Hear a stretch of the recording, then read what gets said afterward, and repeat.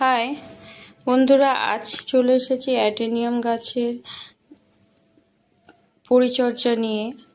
দেখুন, অনেকেরই এই প্রবলেম ফেস করতে পারেন, তো আমি এটা আপনাদের সাথে শেয়ার করছি।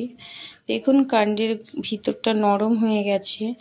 এটা আমার জলসামুকে অ্যাডেনিয়ামের গোড়াটাকে একটুখানি কেটে দিয়েছিল, তার ফলে এই পরিস্থিতি। তো ভিডিও শুরু করার আগে বন্ধুরা, আজকে আমার যারা নতুন আছেন প্লিজ সাবস্ক্রাইব করবেন, পাশে থাকা বেল বটন অন করে দেবেন। আর কারা কারা এরকম প্রবলেম ফেস করেছেন বা বাগানে অ্যাডেনিয়াম রেখেছেন প্লিজ জানাবেন। তো দেখুন, পুরো ব্রাউন কালার হয়ে গেছে। তো আমি যতটা ব্রাউন পাবো সবটাই কেটে ফেলে দেব, দিয়ে এটাকে আমি ফাঙ্গিসাইড দিয়ে এইভাবে আমি এটাকে 3-4 দিনের জন্য রেখে দেব। যতক্ষণ না পর্যন্ত কাণ্ডের রসটা শুকিয়ে যাচ্ছে আমি একে নতুনভাবে পটিং করব না। যতটা সম্ভব এটা হয়ে যাওয়ার চান্স থাকবে, কারণ অ্যাডেনিয়ামটা খুবই রসালো একটা প্লান্ট, আর কাণ্ডে থেকে কাটিং থেকেও গ্রো হয়ে যায়।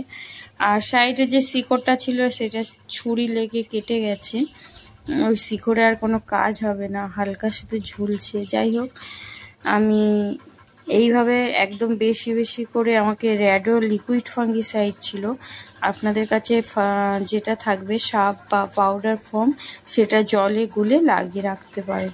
বন্ধুরা দেখুন, 5 দিন হয়ে গেছে, লাগাই করার সময় পাই না, 5 দিন পরে এলাম।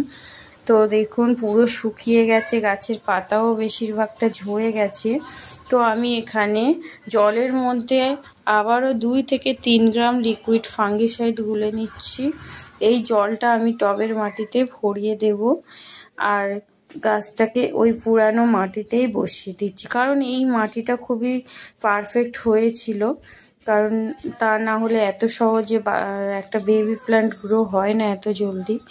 তো আমার যেহেতু এবছর অনেক প্রবলেমের কারণে ছাদে থেকে গাছ নিচে নামানো হয়েছে, এই কারণে বিভিন্নভাবে আমার গাছ ক্ষতিগ্রস্ত হচ্ছে।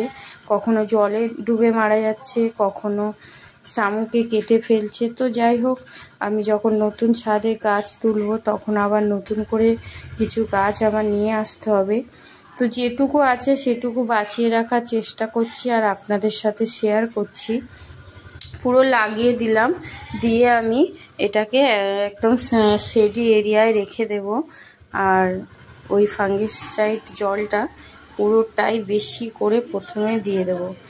এখন আমি 1 সপ্তাহ যাবৎ মাটিতে জল দেব না, কারণ হালকা বৃষ্টি হচ্ছে। আমি অবশ্যই আপডেট ভিডিওটা